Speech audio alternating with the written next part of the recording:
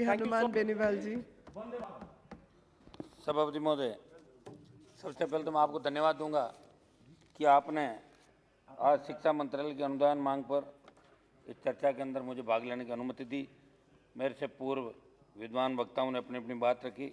निश्चित रूप से आज जिस शिक्षा मंत्रालय की अनुदान मांगों में चर्चा हो रही है, मैं खुद कॉलेज और विश्वविद्यालय की राजनीति से विधानसभा और बाद में लोकसभा के अंदर आया हूँ और इस देश के कई हमारे शिक्षाविदों ने, प्रोफेसरों ने और कई छात्र नेताओं ने लोकसभा के अंदर, कई स्टेट के मुख्यमंत्री भी रहे, देश के अंदर बड़े आंदोलन किए, स्टेट के अंदर आंदोलन किए और छात्र राजनीति से देश की सबसे बड़ी पंचायत के अंदर आए। सभापति महोदय, आज 125 करोड़ के इस भारत के अंदर प्रत्येक व्यक्ति चाहता है गांव डाणी के अंदर बैठा हो उसके बालक बालिका को अच्छी शिक्षा मिले, प्रयास करता है, कोशिश करता है। कई लोग अपना सपना मन के अंदर लेके ही रह जाते हैं, उनके बच्चों को वो अच्छी पढ़ाई नहीं करा पाते। सरकारें चाहे भारतीय जनता पार्टी की रही, कांग्रेस की रही, लेकिन हिंदुस्तान को जिस परिकल्पना, इस हिंदुस्तान को आज़ादी के समय जिन लोगों ने आज़ाद कराने के अंदर भूमिका निभाई, जो परिकल्पना की थी, उससे हम आज भी कोसों दूर है। आज भी कोई गांव में किसान का बेटा, जो आपकी एडमिशन की पॉलिसी है, जहाँ बीच में किसी टेस्ट के माध्यम से एडमिशन होता है, जैसे कोई DU के अंदर एडमिशन लेना चाहता है तो उसका टेस्ट है।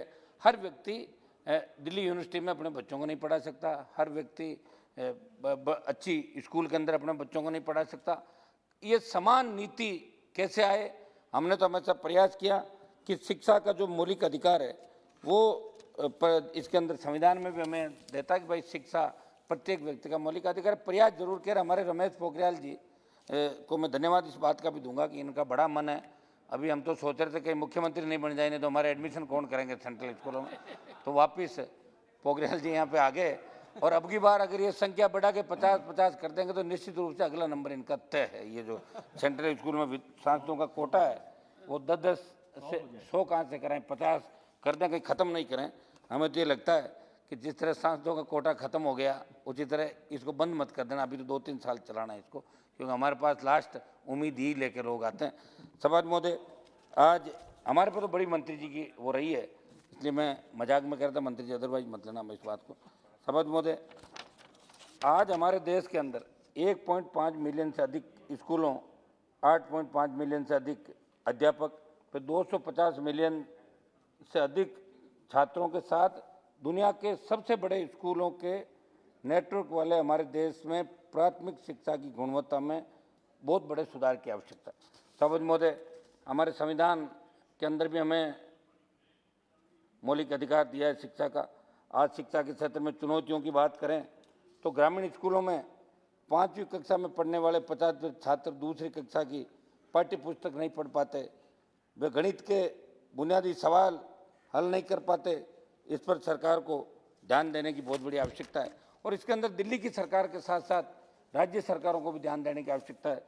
सभापति महोदय, मैं आपके माध्यम से बताना चाहूँगा कि देश की सरकार हो या राज्य की सरकार प्रयास जरूर करती है कि प्रत्येक वर्ग के बच्चे को शिक्षा मिले। इसके लिए शिक्षा का अधिकार कानून भी बना, इसमें हाल ही में दिल्ली उच्च न्यायालय ने शिक्षा का अधिकार RTI कानून के तहत गरीब एवं कमजोर वर्ग के 14 वर्ष से ज़्यादा उम्र के बच्चों के लिए निःशुल्क शिक्षा प्रावधान का विस्तार नहीं करने को लेकर शिक्षा मंत्रालय से जवाब तलब भी किया है। मैं मंत्री जी से मांग करूंगा कि निर्धन वर्ग के छात्रों को प्राथमिक शिक्षा से उच्च शिक्षा तक अनुसंधान के क्षेत्र में सरकार छात्रों को निःशुल्क सहायता देगी। निश्चित तौर पर देश के शिक्षा के क्षेत्र में वंचित तबके के छात्र आगे बढ़ पाएंगे। सभापति महोदय, मंत्री जी से पूछना चाहूँगा कि जब बहस का जवाब देते अवश्य बताएं कि शिक्षा में GDP का 6% खर्च करने का बड़ा वादा भी सरकार ने किया, लेकिन इस बात की कोई जानकारी नहीं दी गई कि देश में सभी स्कूलों को अब तक पक्की छत तक उपलब्ध न कराई जा सकी। हजारों स्कूल केवल एक शिक्षक के सहारे चल रहे हैं।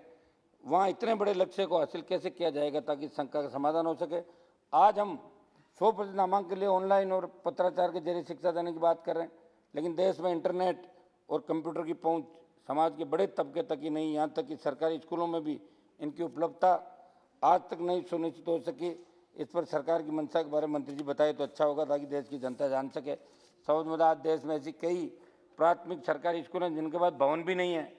मेरे से पूर्व सांसदों ने भी सारी बात ये कही थी, मंत्री जी ऐसी स्कूलों की स्थिति राज्यवार तलब करके ऐसी नीति बनाई जाए। निश्चित रूप से केंद्र बहुत बड़ा बजट राज्यों को देता है, जिसके तहत काम भी हो रहा है, लेकिन आज भी आज़ादी के 70 साल बाद प्राथमिक स्कूलें भवनों से वंचित नहीं रहे। हमारी शिक्षा की नींव मजबूत हो, इसके लिए लोकसभा में शिक्षा मंत्री जी ने एक जवाब हमें दिया था कि राजस्थान में 1674 प्राथमिक स्कूल भवन के बिना चल रहे हैं और देश में ऐसे स्कूलों की संख्या 17,538 है। वहीं देश की 12,315 प्राथमिक सरकारी स्कूलों में शौचालय नहीं है।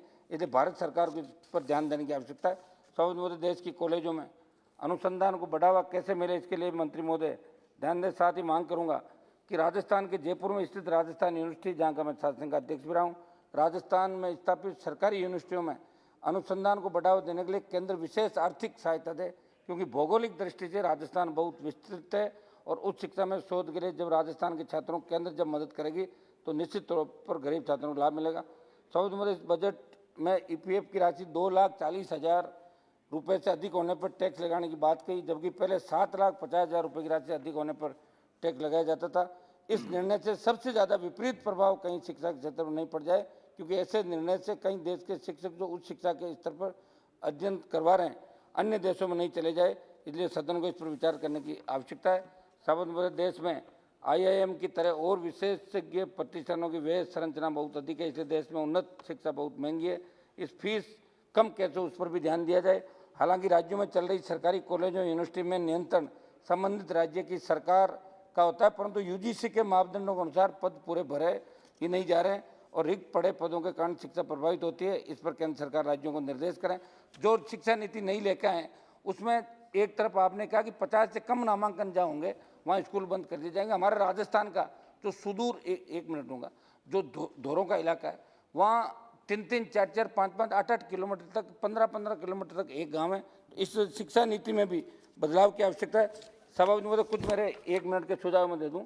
जम्मू कश्मीर के एक प्रतिनिधि मंडल सारे जो मिलकर आए थे, एक मिनट का, मौसमी शैक्षणिक प्रतिनिधिमंडल ने उनके नियमितीकरण और वेतन बढ़ाने की मांग की, उस पर भी केंद्र सरकार गौर करे।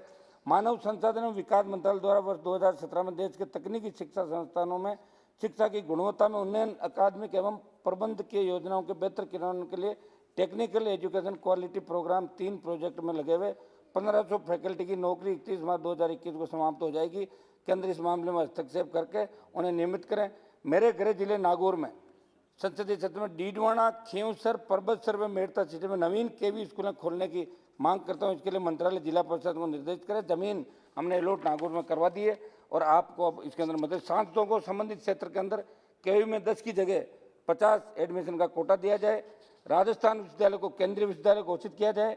राजस्थान में जो निजी यूनिवर्सिटी संचालित है उनमें से अधिकतर यूजीसी व आईसीटी के नॉर्म पूरे नहीं करती, इससे उच्च शिक्षा की गुणवत्ता प्रभावित होती है। इसलिए मंत्री जी इस पर ध्यान देकर केंद्र की उसे जांच कराएं। सभापति महोदय, बस बात समाप्त करूं। राजस्थान के क्षेत्रफल और भौगोलिक विविधता को देखते हुए, वैसे तो हर स्टेट के अंदर आपने एक केंद्रीय विश्वविद्यालय खोल रखा है, बस बात समाप्त कर रहा हूँ। राजस्थान के अंदर यूपी, बिहार, दिल्ली की तर्ज पे एक केंद्रीय विश्वविद्यालय हमारे राजस्थान विश्वविद्यालय को खोले। वर्तमान में प्रत्येक जिले में एक नवोदय विद्यालय पूरे देश के अंदर चल रहा है।